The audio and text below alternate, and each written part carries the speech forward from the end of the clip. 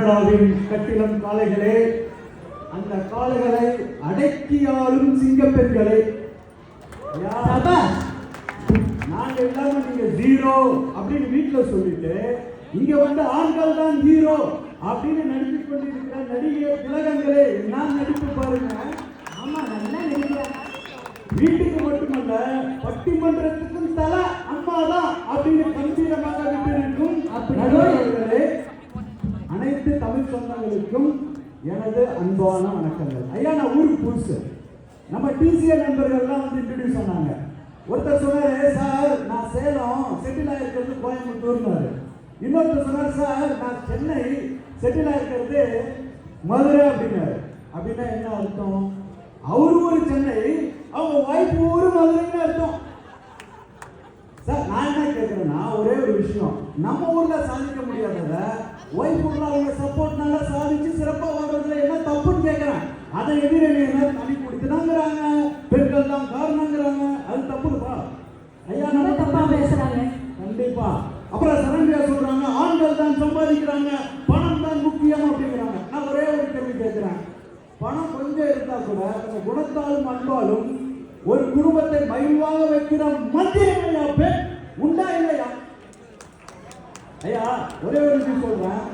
நிக்கிற பஸ்ஸுக்கு முன்னாடி ஓடலாம், ஓடுற பஸ்ஸுக்கு முன்னாடி நிற்க முடியுமா? நான் என்ன சொல்றேன்னா, அந்த காலத்துல பெண்கள்லாம் வீட்டுல இருந்தாங்க.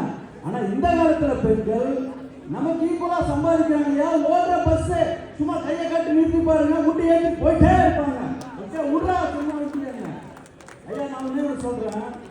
அம்மா குழந்தைக்கு முதலில் சொல்லிக் கொடுப்பது பாடத்தை அல்ல, பாசத்தை. நான் ஒரு எக்ஸாம்பிள் சொல்றேன் பாருங்க. எங்க அம்மா, நான் மஸ்கட்ல இருந்து வருஷம் ஹாலிடேஸ் ஊருக்கு போவேன். அப்ப சொல்லுவாங்க, டே மாமா பர்ஃபியூம் சூப்பரா இருக்குன்னு சொன்னாருன்னா, உங்க அத்தை சாக்லேட் அம்சமா இருக்குன்னு சொன்னாங்களா அப்படிம்பாங்க. உங்க அப்பா பாருங்க பழைய வச்சே கட்டிட்டு இருக்காரு, ஏன்டா புது வச்சு வாங்கிட்டு வரக்கூடாதும்பாங்க. அப்படி நான் வீட்டுல போய் இறங்குறப்ப எல்லாரும் பாசமா இருப்பாங்க பாருங்க. ஆக்சுவலா அந்த அன்பை இணைக்கும் பாலம் இல்லையா அம்மா? அதுதானே அம்மாவின் சிறப்பு. முடிச்சிருவீங்க போல இருக்கு. அம்மா, ஒரு வீட்டுல காலே எழுந்தவுடன் முதலில் ஒலிக்கும் குரல் பெண் குரல் உண்டா இல்லையா? அந்த குரல் சந்தோஷ குரலா இல்லை சண்டை குரலாங்கிறத பொறுத்து தான் ஒரு ஆணோட அந்த நாளே இருக்கு. நீங்க என்னமோ வாழ்க்கை ஆண்கள் சிறப்புன்னு பேச கேட்டீங்க. நான் ஒரே விஷயம் சொல்றேன். உன் வாழ்க்கை உன் கையில், அது அந்த காலம். உன் வாழ்க்கை உன் பொண்டாட்டி கையில், அது இந்த காலம். அம்மா நடுவர்களே, ஆண்களுக்கு வந்து பில்டிங் ஸ்ட்ராங், ஆனா பேஸ்மெண்ட் வீக்குமா? நான் பேஸ்மெண்ட்டுக்கு சொல்றது அவங்க மனசை சொல்றேன். அது மட்டும் இல்ல, ஆண்கள் வருத்தப்படாத வாலிபர் சங்கத்துக்கு வேணா தலைவரா இருக்கலாம், நான் இல்லைன்னு சொல்றேன். ஆனா கல்யாணம் ஒவ்வொரு ஆணும் கைப்பிள்ளை தாங்கிறத ஒத்துக்கிட்டு தான் ஆகணும். ஐயா, ஆண்கள் பார்க்கறதுக்கு ரொம்ப பிரமாண்டமா தெரிவாங்க, நம்ம லேண்ட் க்ரூசர் கார் மாதிரி. ஆனா பெட்ரோல் யாரு?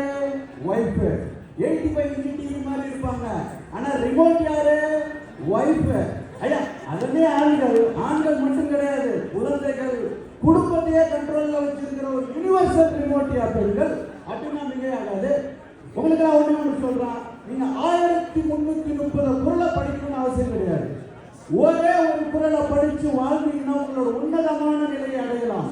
திருவள்ளுவர் சொல்றாரு, மனைமாய்ச்சி இல்லாதவன் இல்லாயில் வாழ்க்கை இணைமாய்ச்சி தாயின் வில். அப்படின்னா என்ன அர்த்தம் அப்படின்னா, உங்களுக்கு ஒரு சிறந்த மனைவி அமையலன்னா உங்களுக்கு வாழ்க்கையில சிறப்பே இல்லைன்னு திருவள்ளுவரே சொல்றாரு. அப்புறம் என்ன நம்ம எதிரணி பேசுறாங்க? இளங்கோவின் குரல். நடுவரமா, எரிகின்ற விளக்கு, பொங்குகின்ற பால், கலகலப்பான வீடு, பெண்களால் மட்டுமே வாழ்க்கைக்கு சிறப்பு என்று சொல்லி வாய்ப்புக்கு நன்றி கூறி விடைபெறுகிறேன். நன்றி, வணக்கம். நல்ல கையில தள்ளிவிடலாம். உணர்ச்சியோட உச்சத்துக்கே போயிட்டாரு, போட்டு தாண்டிட்டாரு. பாத்தீங்களா? அம்மா மனைவி இவங்களோட